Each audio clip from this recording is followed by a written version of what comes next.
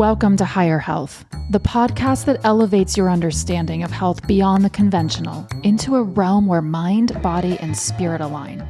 If you're ready to rise above the noise of traditional health approaches and connect deeply with your inner wisdom, you're in the right place. I'm Dr. Elizabeth Rodgers, a heart-centered, Harvard-trained epidemiologist, researcher, medical intuitive, and transformational health and longevity expert. In this space, we explore the profound journey of health and well-being, where every choice aligns with your highest self. Together, we'll unlock the true essence of being healthy, empowered, and whole. Hi, everybody. Welcome back to Higher Health with Dr. Elizabeth Rodgers, where we redefine health and create transformation on a foundation of connection to ourselves, mind, body, and spirit, so you can uncover the medicine that lives within you. I'm really glad you're here today. I wonder what would change in your life if you truly believed you were sacred. Would you speak up sooner? Maybe set a boundary without apologizing? Stop tolerating things that disrupt your peace, your health, or your well-being? A recent experience in Miami forced me to confront the ways I still sometimes abandon what I know in order to avoid conflict. And one simple reminder from a practitioner I trust changed the way I saw the entire experience. You are sacred. Today, I want to talk about what it means to really live and operate from that knowing, and what it can change about your health, your boundaries, your relationships, and the way you move through the world. Welcome back. So, I want to talk about something that was recently brought back to the forefront of my own attention: sacredness. Speaking of attention, that's what we talked about in our last episode, how your attention could actually be one of the biggest barriers standing between you and the optimal health and life you desire.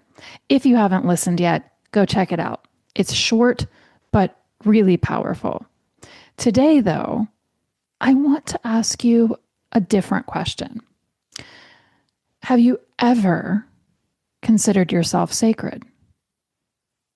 And perhaps more importantly, do you treat yourself as sacred? This probably isn't something you think about very often. Maybe you've never thought about yourself this way at all. But this one question has the potential to shift the way you treat yourself, the choices you make, the boundaries you hold, and the way you interact with the world around you. Recently, I was on a trip to Miami where I was seeing a practitioner who I love and trust. Since I don't live in Miami, my husband and I were staying in a hotel for a few nights.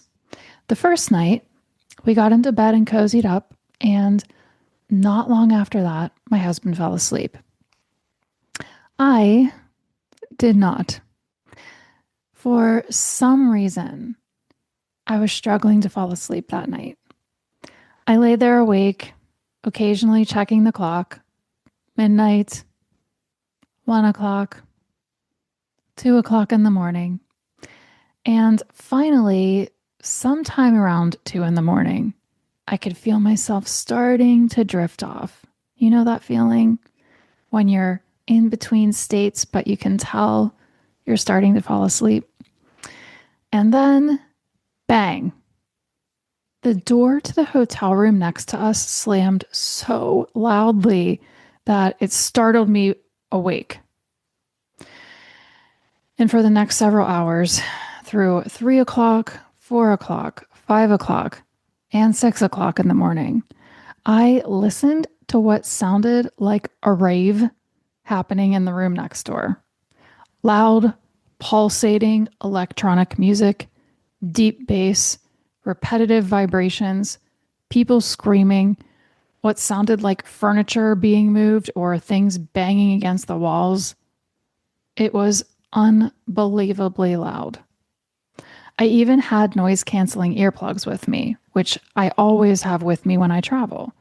I put them in, and they barely made a difference. That's how loud it was. And almost immediately I thought, oh, hell no. I'm calling the front desk. But then another part of me showed up. That old people-pleasing part. That part that doesn't want to be confrontational. That part that doesn't want to rock the boat. That part that says, just wait. Maybe they'll stop. So I waited. As you know, I waited for hours. They didn't stop. Another half hour would pass and I'd think, that's it. I'm calling. That's it. And then I wouldn't. Another half hour. I'm calling. I'm definitely calling in 5 minutes. I wouldn't. And I didn't. And this continued for hours. What's especially ironic is that the hotel where we were staying is specifically presented as a wellness-centered destination. People go there for rest, healing, and it's also a holistic spa. And yet there I was, sacrificing my own sleep, health, and well-being rather than making one call and saying, hey, this isn't okay. The music finally stopped sometime around 7 o'clock in the morning, and I started to finally drift off to sleep just as my husband was waking up. I looked at him and I said, I had the most horrible night. I cannot believe you slept through that. We planned to go to the gym together that morning, but there was no way. I needed sleep so I could function that day and see my practitioner later in the afternoon. So my husband sat down with his laptop while I slept for a few hours. When I woke back up around 10 o'clock in the morning, he told me that the couple next door was continuously being incredibly loud while I was asleep, including having very loud sex that he could hear from our room. And still, we said nothing. We never called the front desk. We never complained. We just tolerated it. Later that morning, we were leaving our room, and I happened to see the couple next door leaving with their luggage, and I thought, oh, thank goodness, they're leaving. Later that day, when I saw my practitioner, I told him about what happened. I told him that from the moment the noise started, I wanted to call the front desk, but I didn't. He looked directly at me and immediately said, no, absolutely not. Never again. And then he said something that really stopped me and stuck with me. You are sacred. He told me that if I'd been operating from that knowing, if I had truly been treating myself as sacred, I would have called the front desk immediately and without hesitation. Not because I needed to create a confrontation, not because I needed to punish the people next door, not because I was more important than they were, but because I am sacred too. My sleep mattered. My body mattered. My health mattered. My peace mattered. And protecting those things was my responsibility. That distinction, immediately and without hesitation, really stayed with me. Because think about something you truly regard as sacred. You don't spend 4 hours debating whether you're allowed to protect it, right? You don't wait until it has been repeatedly violated before deciding it matters. You don't need permission to care for it. You protect what is sacred. You just do it without thought, without hesitation. My practitioner reminded me that our hearts, minds, bodies, spirits, souls, and values are sacred, and that we've been given this sacred garden to tend. And we cannot continually allow that garden to be trampled and then wonder why we don't feel well. It is our responsibility to create, communicate, hold, and honor boundaries that protect what is sacred to us. And that includes ourselves. Whether those boundaries are physical, emotional, spiritual, energetic, or social. He gave me a beautiful example that I know you'll understand well. Consider across religious and spiritual traditions, there are objects and texts that people treat as sacred. In Christianity, for example, the Bible is considered a sacred text. To this very day, in the United States of America, in a court of law, people are sworn to tell the truth, the whole truth and nothing but the truth, with their hand on the Bible. Why? Because the Bible is sacred. My practitioner is Jewish, and he talked to me about the Torah and the reverence with which it is treated, how it is held, carried in a very specific way, approached, and always honored. He even told me that when you see the Torah, often people will kiss the Torah because it's sacred. And then he essentially asked me, why would you treat yourself with any less reverence? His spiritual perspective, and one that deeply resonates with me, and I know it will with you too, is that we are more than our human identities. That beneath those human identities is consciousness, awareness, something divine, having a human experience. And yet we forget. We completely forget that. Or we'll get it backwards and we'll think we're humans with a divine consciousness, but we are consciousness first and foremost, above and beyond everything else that we are, having a human experience. We forget that we're sacred. And when we forget, we may allow other people to treat us as less than sacred. Even more importantly,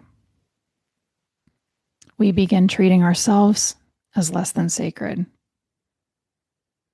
That day, my practitioner reminded me, I am sacred.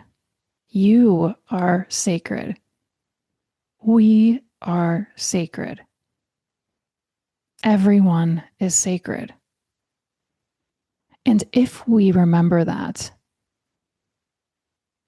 sacredness requires something of us. It requires personal responsibility. Because this isn't only about what other people do to us. It's about what we choose for ourselves. And I had an opportunity to experience that lesson almost immediately. After I checked out of the hotel, I completed an online review. And this time, I didn't hesitate, and I spoke up. Because something else my practitioner shared that I think is really powerful is he said, be okay with being the villain sometimes. Sometimes It's what's required of us to take sacred action on behalf of our sacred selves. So I filled out that online review and I was honest. I shared what had happened that night in the hotel. I reported that the noise kept me awake essentially the entire night and that my experience was completely inconsistent with what I expected from my stay. The hotel contacted me just a few hours later. They listened to what happened. They reimbursed me for some of what I spent on my stay. And they offered me a friends and family discount and a room upgrade if I were willing to return and give them another opportunity. And I thought about the difference. A few nights before, I knew something wasn't okay, but I hesitated. I questioned myself. I tolerated it. After that conversation with my practitioner, I operated differently. I treated myself as sacred, and I advocated for myself accordingly. And something positive came from it. Now, I don't want the lesson here to be that whenever you stand up for yourself, you're going to get a refund or an upgrade. That's not the point. The positive outcome was bigger than what the hotel gave me. The positive outcome was that I didn't abandon myself again. I spoke up. I honored what I experienced. I acted from the knowing that my well-being mattered. And whatever the hotel chose to do with that was theirs. But what I chose to do, that part was mine. And this is directly connected to higher health. This is higher health. The foundation of higher health is connection to yourself, mind, body, spirit, and source. When you're deeply connected, you can hear when something isn't right. Your body tells you. Your intuition tells you. Your emotions tell you. Your spirit tells you. The question is, do you listen? And when you hear the answer, are you willing to act on it? So let's bring this into your own life. How are you treating yourself every day? Do you nourish your body? Do you give yourself the sleep you need? Do you move your body in ways that support it and feel good? Do you cultivate meaningful relationships that honor who you are? What do you allow into your mind? That's a big one. What do you repeatedly tell yourself? I really want you to consider these questions. Is your inner world dominated by fear, worry, comparison, and criticism? Or are you intentionally cultivating thoughts that support the person you want to be, that support your sacredness?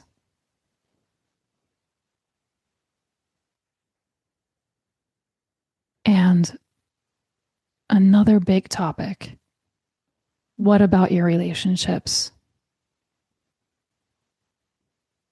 Do you continually allow someone to disrespect you because speaking up feels uncomfortable, or tolerating it feels like the quote thing you should do?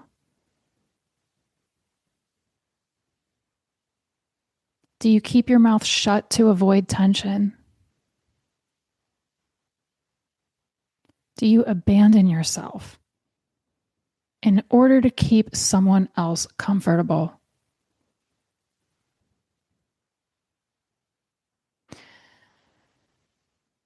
What are you consuming? I don't mean only food. What are you reading? What book's on your nightstand right now? I hope that in the near future it will be one of mine. Because I promise that everything I write will honor your sacredness. What are you watching?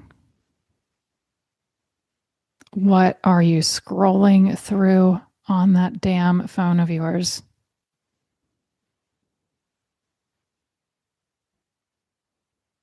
What conversations are you participating in?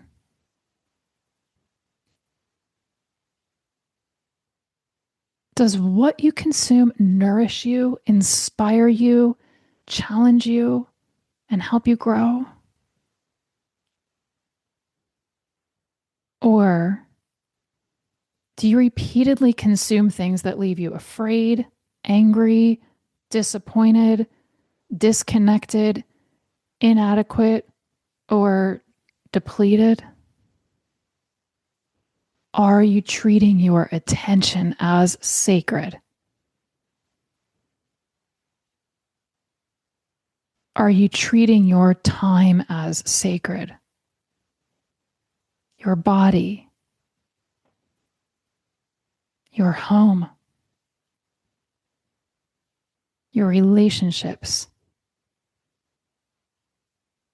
your energy, your life.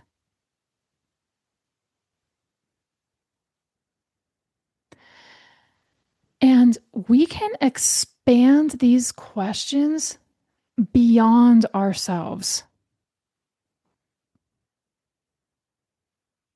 Do we treat other people as sacred?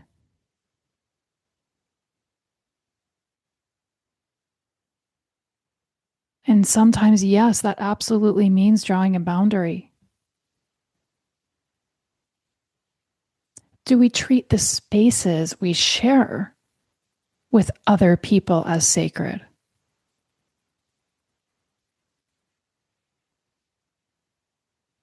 And this is one that's with my heart and soul in a bigger and more powerful way than it ever has been before in my life. Do we treat this planet as sacred?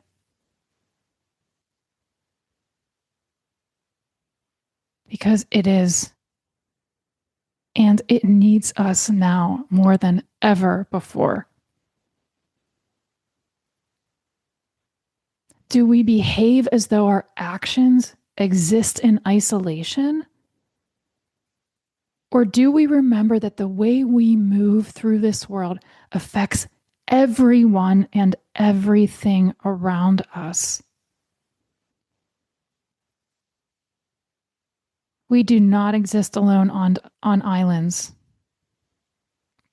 We are all connected. There's a wonderful book called Boundaries and Protection by Pixie Lighthorse. The last time I looked, I could only find it as an ebook.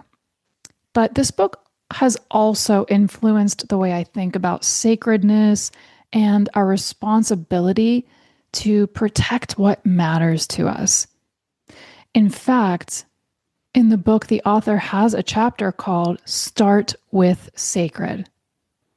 And I want to give her credit for that beautiful language and the ways her work has contributed to my own reflection on this subject. And I also want to thank my practitioner out there. He knows who he is, who introduced me to that book. We're all connected. What sacred treatment looks like will not always be the same for you as it is for me. That's important. Sacredness isn't about creating another list of rules we have to follow perfectly. It's an orientation, a way of relating to yourself, other people, experiences, and the world. That night in the hotel, the people next door were behaving in a way that deeply interfered with our ability to rest and peacefully occupy the space we paid to inhabit. But here's the part that belongs to me. I knew immediately that something wasn't okay. My body knew. My mind knew. My heart knew. My intuition abso-fucking-lutely knew. I wanted to take action.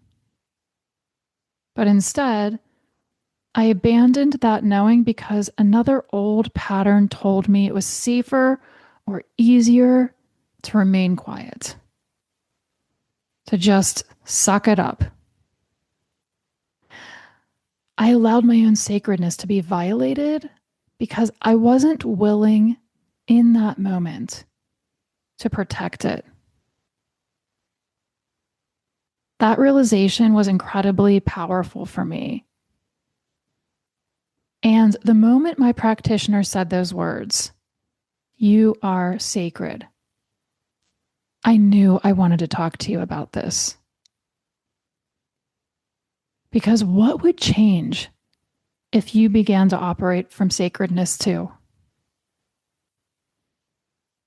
Before you say yes, when you mean no, remember your sacredness.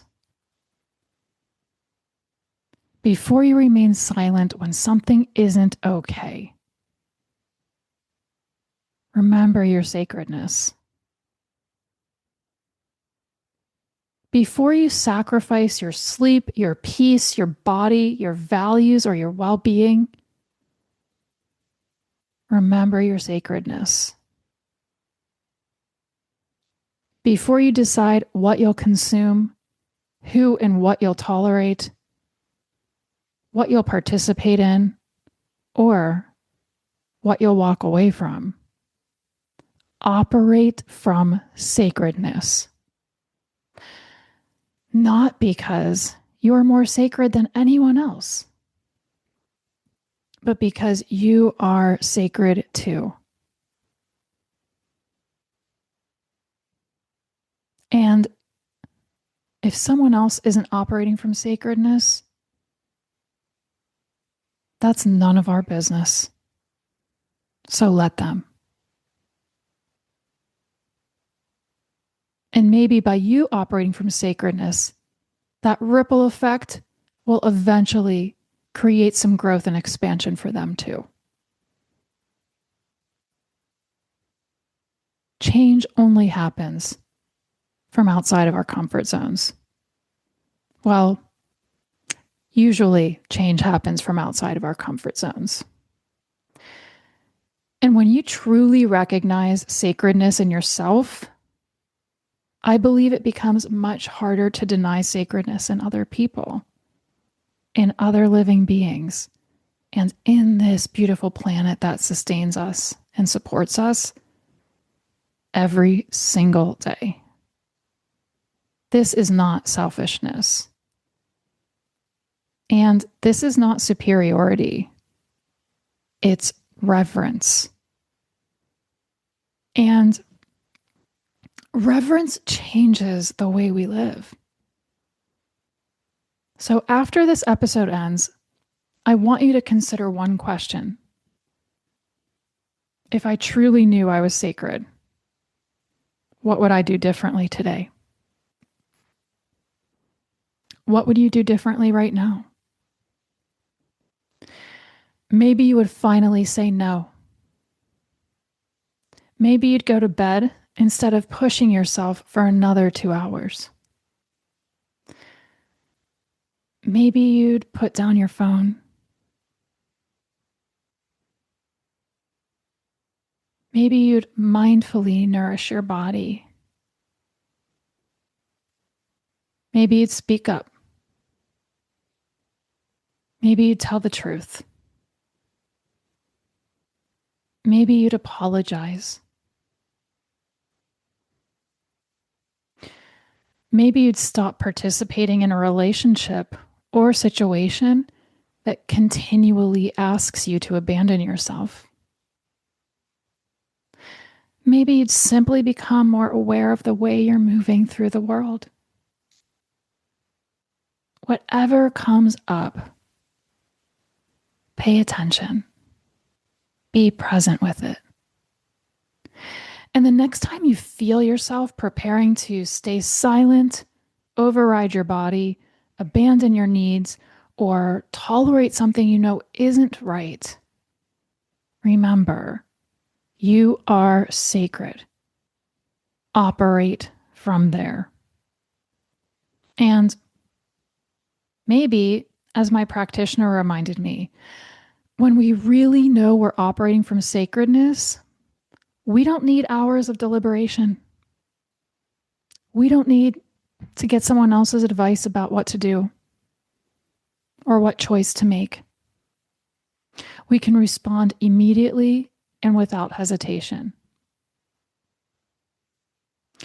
You know, as I approach the completion of my first book, currently titled Dear Pain, Love, Love, which I'm incredibly excited to eventually share with you, I'm noticing these themes of sacredness appearing there too, although sometimes just in different words.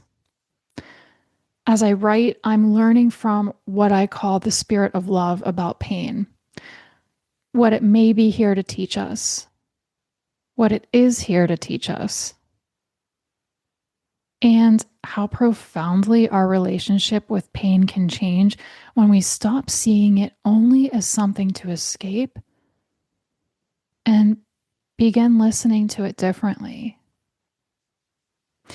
In the months ahead, I'm really excited to share more of that journey with you and eventually the book itself. For today, though, I hope this gives you a shift in perspective. I hope it gives you permission to make a different choice, a choice that feels aligned and supportive. And most importantly, I hope you remember something you may have forgotten. You are sacred. Treat yourself accordingly. Live accordingly. And carry that sacredness into the way you treat everyone and everything around you. That's higher health. Before you go, I want to leave you with the question I've repeated a few times now. If you truly knew that you were sacred, what would you do differently today?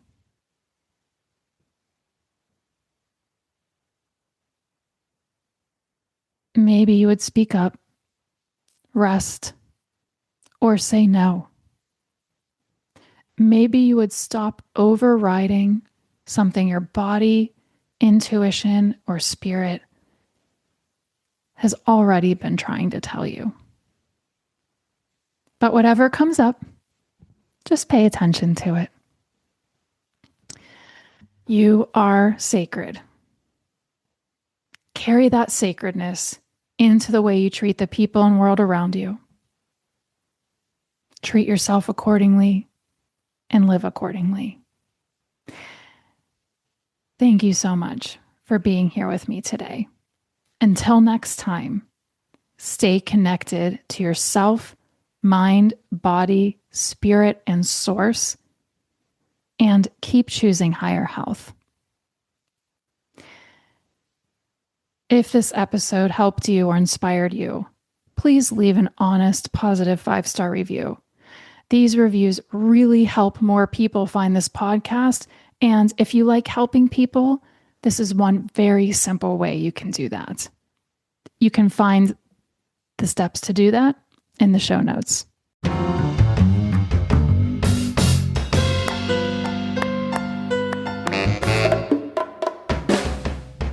Thank you so much for listening to Higher Health with Dr. Elizabeth Rodgers. If you enjoyed the show today, it would mean so very much to me if you subscribe to the show and leave an honest, positive review. You can easily subscribe by going to the upper right-hand corner of Apple Podcasts, Spotify, Odyssey, or wherever you listen to podcasts, and press the plus sign in the upper right-hand corner. Also, be sure to sign up for my email list and join my private Substack community to get even more content, value, and support on your health and well-being journey. You'll find these links in the show notes. Sending you so much positive and supportive energy today. I really hope you can feel it.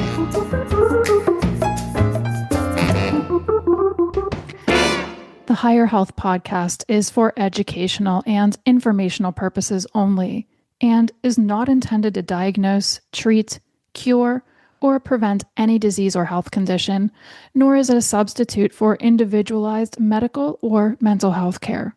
Please consult your qualified healthcare provider regarding your individual needs.